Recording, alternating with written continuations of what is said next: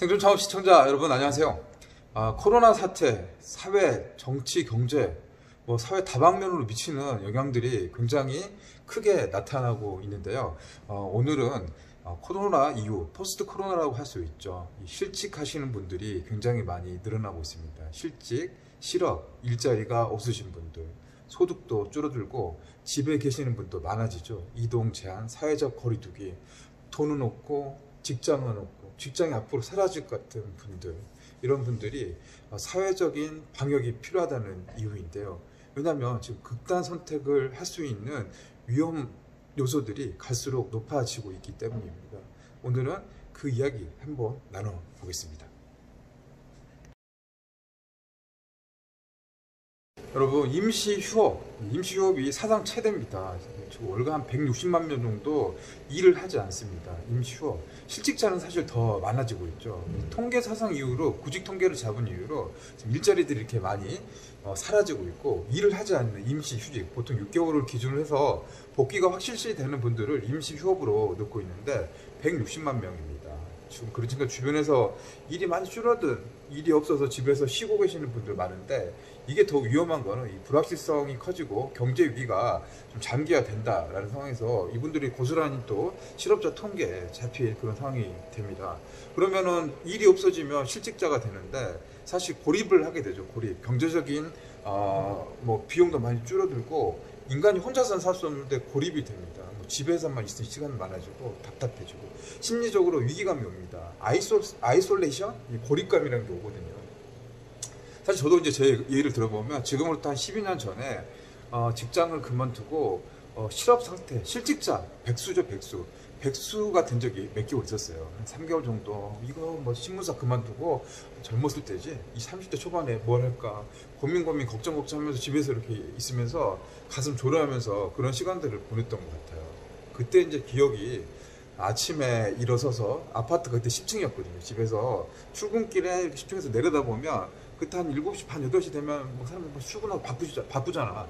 바쁘게 서류가 막 들고 정장에 넥타이 매고 자동차 이렇게 움직이면서 이렇게 이동하시는, 출근하시는 그 사람들 모습 보면서 너무나 좀 부러워하면서 마음속으로 내 자신이 이렇게 한탄스럽고 좀 자괴감이 좀 빠졌었던, 좀 비참한 그런 경험들, 아픈 기억들이 떠오르는데, 지금 시간이 한 12년 정도 돌아갔습니다. 그때가 2008년도 금융위기, 그때 당시였는데, 지금 사실 금융위기보다 더 힘든 어려운 일자리 사정, 고용 사정, 경제 사정이 지금 나타나고 있습니다. IMF보다 더 버금나는 마이너스 1.4% 경제 성장률을 보였으니까 그만큼 일자리는 사라지고 있는 상황이죠. 자, 문제는 일자리가 사라지면 이 실직에 대한 공포나 두려움이 이 정신 건강으로 온다는 거죠. 소위 말하는 멘탈이 무너지기 시작한다는 겁니다. 그러니까 이게 사회적 거리두기라든가 밖에 나가서 외출도 못하고 가깝게 있고 그나마 벌어놓은 돈이라도 있으면 믿고 의지할 때가 있는데, 그렇지 못한 사람들 많잖아요, 사실은. 그쵸? 그러면 이제 마음속으로 하나씩 무너지기 시작하고 붕괴되기 시작합니다. 내 마음이.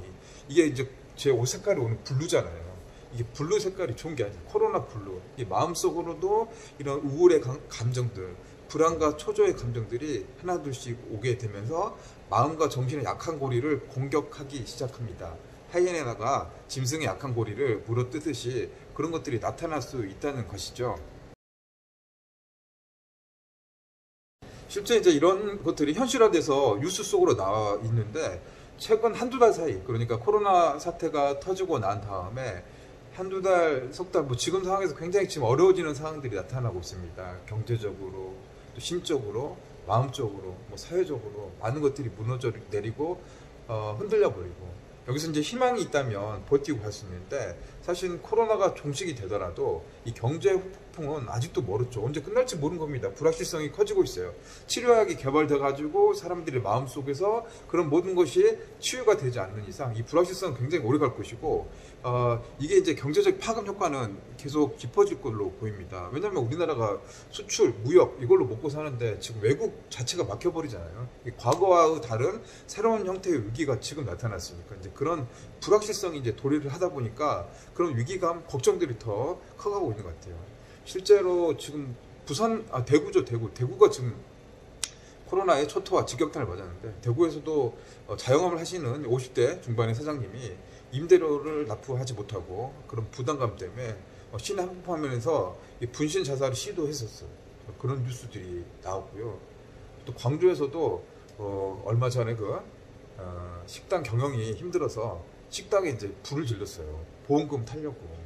극단적인 선택이죠. 그렇게 해서는 안 되겠지만 이렇게 해서 건물이 홀라당 다 타져가지고 재산 피해만 10억 원이 넘게 나서 결국에는 쇠고랑을 찾은 안타까운 사연도 있었고, 요즘 어르다 보니까 이런 일이 없어야 되겠지만 일가족이 목숨을 끊는 그런 사고들, 사회 뉴스도 심심치 않게 나오고 있습니다. 주변에서 일어난 일들이 이렇게 나타나고 있다는 것이죠. 이게 이제 어렵다는 거를 이 단면을 보여주는 그런 뉴스 같습니다. 실제로 제가 이제 지방신문사에서 사회부 기자를 할 때입니다. 2002년, 3년, 4년, 이렇게 2008년 그 정도 시즌이 되겠는데, 2003년도 그때 이제 카드 대란이 일어나서 경제적으로 많이 어려웠을 때가 있었어요. 카드 막 신용불량 나오고 주식 투자해서 실패하시고, 그러면 이제 경찰서 이 형사계라든가 이 조사계 이런 데를 이제 출입하면서 취재를 이렇게 하잖아요. 이렇게 취재하고 가면 변사 사건들, 이 자살 사건들, 안타까운 사연들이 막 나와요. 그런 거 취재하다 보면 주식 투자를 비관하고 사업에 실패하고 경제적인 어려움들, 그것 때문에 목숨을 끊거나 극단적인 선택을 하시는 분들이 그때도 많이 나왔었거든요. 시간이 이렇게 20년 정도 지나고 10년 다시 이렇게 돌아갔지만 이 경제 위기가 10년 만에 한번 계속 나타나고 있는 것 같아요. IMF, 글로벌 금융위기, 지금의 코로나는 또 다른 형태의 또 IMF가 될 수 있다라는 생각이 들 정도로 그런 어려움이 이렇게 이제 사회 뉴스를 장식하고 있는 상황까지 나타나고 있습니다. 코로나 사태로 가장 크게 타격을 입은 업종을 말하자면 이 자영업이 가장 크게 나타날 수 있을 것 같은데요. 저같이 외식업을 하고 있고, 또 도소매라든가 숙박, 호텔, 여행업 모든 부분들에서 힘겨운 상황들이 계속 이어지고 있는데, 일자리 감소가 자영업자도 굉장히 많이 무너졌습니다. 실제로 이제 1인 자영업이 증가를 했던 게 12만 4천 명이 1인 자영업이 증가를 했습니다. 직원들 같이 일하다가 다 정리하고 내보내고 혼자서 남아서 버티는 자영업 사장님들이 12만 4천 명이 늘어났다는 거고요.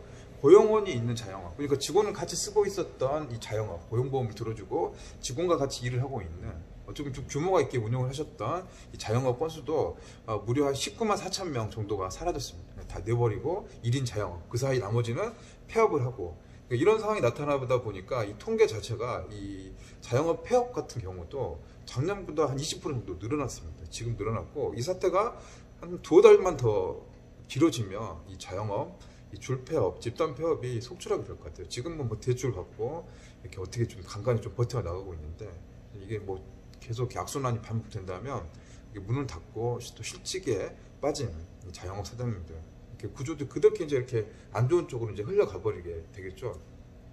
그러면 여기서 이제 우리가 신경 쓸 게, 이게 방역이 이렇게 오프라인 방역해가지고 이렇게 청결하고 있는 것도 중요하지만, 정말 또 중요한 부분들은 이 사람의 마음을 또 치료를 해주고 돌봐주고, 여러분의 생각 심리를 분루해서 어떻게 보면 좀 밝게 더 이렇게 할 수 있는 것들이 지금 필요한 시점이 아닌가 싶습니다.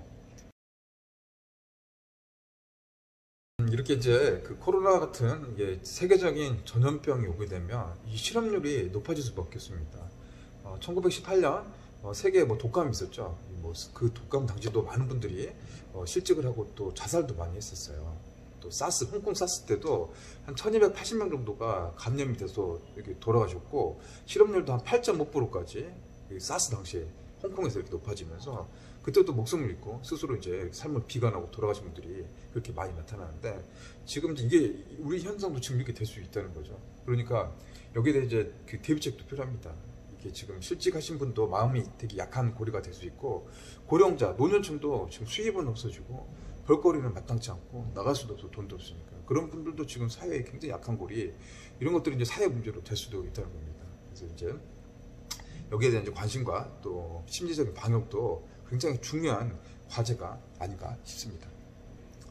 때문에 이제 정신 건강에 대한 이런 정부라든가 지자체 차원의 그런 관심과 배려, 또 그런 부분을 좀 소홀히 하면 안 되겠죠. 다 이렇게 지금 난리도 아닌데 여기까지 돼버리면 사회가 얼마나 더 힘들어지고 희망 없어지고 좌절이 될 수 있겠어요. 그런 부분에 대한 관심도, 공공적인 관심도 필요합니다. 그리고 이제 개인 여러분들 자체도 이렇게 심리방역 스스로 하셔야 돼요. 너무 이렇게 안에만 있는 건 안 좋은 것 같아요. 날씨 너무 좋잖아요. 지금 오늘 같은 날씨 너무 좋으니까 이렇게 이제 개인 방역 이렇게 하시고 이 공원 산책 운동도 꾸준히 하셔야 돼요. 건강을 스스로 지켜야 될 것 같습니다. 그리고 취미생활 하셔야 돼요. 스트레스는 다 받아요. 누구나 지금 스트레스 없는 사람 없죠. 없는 사람 이상한 사람이죠. 스트레스 받으면 그걸 풀어낼 수 있는 것들이 필요합니다. 뭐 저 같은 경우는 여러분과 같이 이렇게 이 카메라 보면서 이렇게 이야기 하잖아요. 이렇게 막 하잖아, 말하잖아요. 수다 같은 거 하잖아. 떨면서 이야기할 수 있는, 이것도 스트레스를 풀 수 있는 방법이고, 가까운 여러 뭐 노래방은 조금 뭐 밀폐돼서 요즘 좀 조심스럽긴 하겠지만, 뭐 좋아하는 노래를 부르든 악기를 하든 애완동물을 키우는 것도 좋은 방법이었고, 나만의 방식들, 방법들을 찾아가지고 이 습관을 만드셔야 될 것 같아요. 지금 상황에 그게 더 필요하다. 그래서 오늘 실직에 대한 이 고립감, 이 극단 선택이 지금 많아지고 있는 암울한 현실에 대한 이야기를 나눠봤었는데요. 어렵지만 어느 구름에서 비 내린다, 비 내릴 줄 모르잖아요. 그래서 조금 이제 버텨보면서 희망을 가지면서 우리 스스로도 같이 노력해보는 그런 시간들, 그런 하루들이 되었으면 합니다. 자, 그럼 오늘 방송은 여기서 마치겠습니다. 여러분 시청해주셔서 감사하고요. 자, 모두 다 함께 화이팅 하시기 바랍니다. 여기서 마치겠습니다. 감사합니다.